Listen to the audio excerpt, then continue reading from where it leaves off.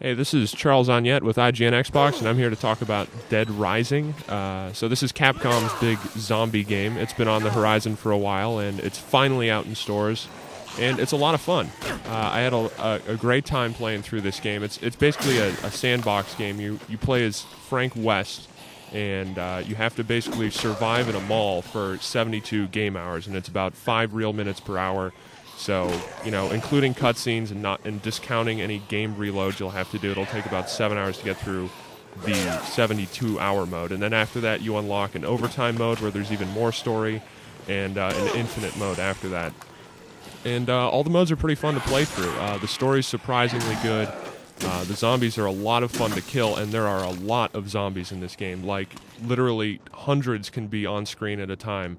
And it's never really a direct objective to go kill a zombie, but they're more of sort of just in the way. So you have to sort of slice through them to get to the story missions. And the story missions are pretty strict. Now, it is kind of, a sandbox game, so you can go around, you can pick up lots of health items, tons of weapons, change outfits, get special power-up magazines, and mix different sort of juices in a blender that give you special powers. But most of the 72-hour mode is focused on going through these story missions, and they all happen at very specific times over the course of these 3 days. And you pretty much have to pay attention to, very strict attention to when they're happening, because if you miss one, you can't really pick up the story again, and you'll probably just want to reload your game after that. So in that sense, you don't have all that much free time to go around and check everything out, and that's sort of made it's even more difficult to see everything the first time through, just because of the save system. There's only one slot to save your game, so every time you save, whether it's in the safe room, in the security room, or any of the mall bathrooms, it's going to overwrite the same slot. So there's no real going back and reloading a past game to try something out. You can only reload that one game. So if you happen to save at a spot where you either don't have the right items to fight a boss, or you're low on health, or you're just running out of time, you pretty much have to reload the entire game, which kind of sucks at times. Luckily, Frank's personal progress, meaning not the story progress, just his level progress, like he gets new moves, he gets more life, he gets bigger inventory space as he levels up by getting prestige points, which are called PP, and those can be gained from either killing zombies and mostly through doing side quests by rescuing NPCs all over the scattered all over the mall. And that progress is saved independently of the actual story progress. So even if you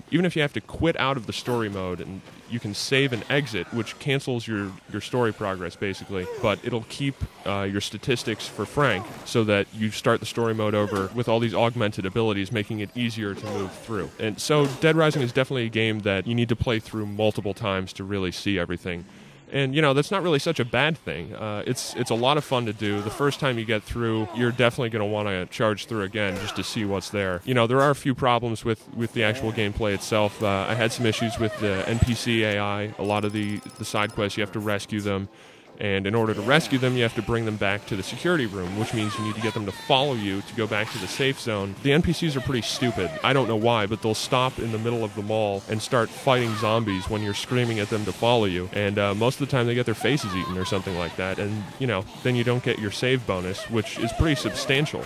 You get a lot of experience for that. Sometimes the game lets you carry the NPCs on your shoulder, hold their hand, or sling them sort of over your arm. That makes it easier because it seems to discourage zombies from attacking you. Unfortunately, a lot of them aren't like that. Now, you can give them health, power-ups, and weapons, but still, some of them just seem to go out of their way to make it as difficult as possible. The controls are also a little sketchy in places.